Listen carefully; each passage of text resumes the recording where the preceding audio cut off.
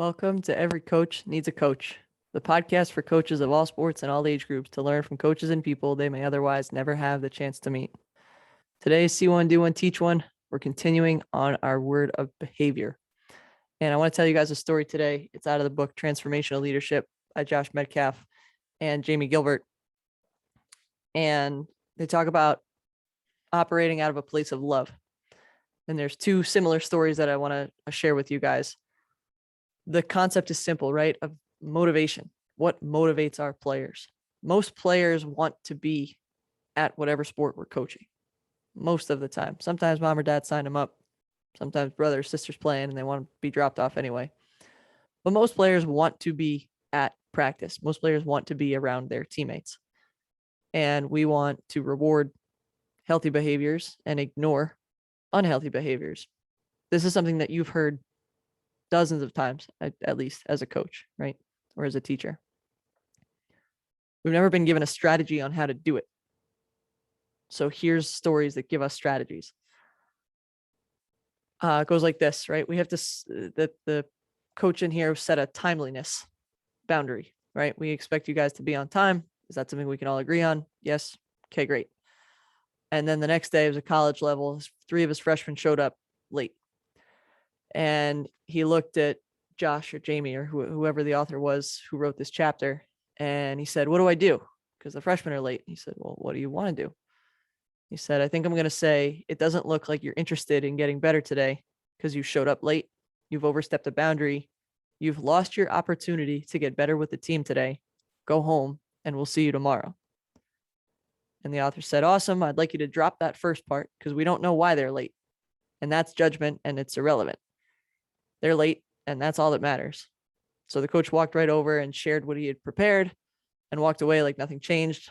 And the guys came back the next day and he treated them like nothing happened. And he said, it's great to see you. I can't wait to watch you get better today. And it turns out those kids were pulled over on their way to practice the day before. And it was a good thing that he didn't say to them, it looks like you don't care about getting better today.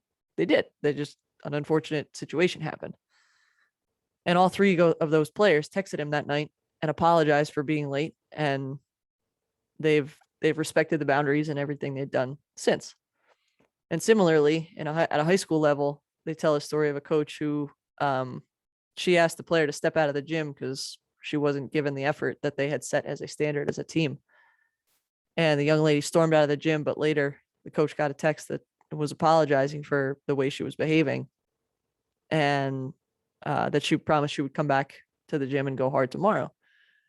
And this is phenomenal. The coach responds back, I love you too much to allow you to make a choice like that and get away with it.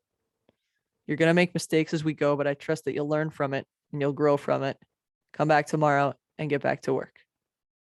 Those 2 lines, the text answer back, I loved you too much for you to make a choice like that and get away with it.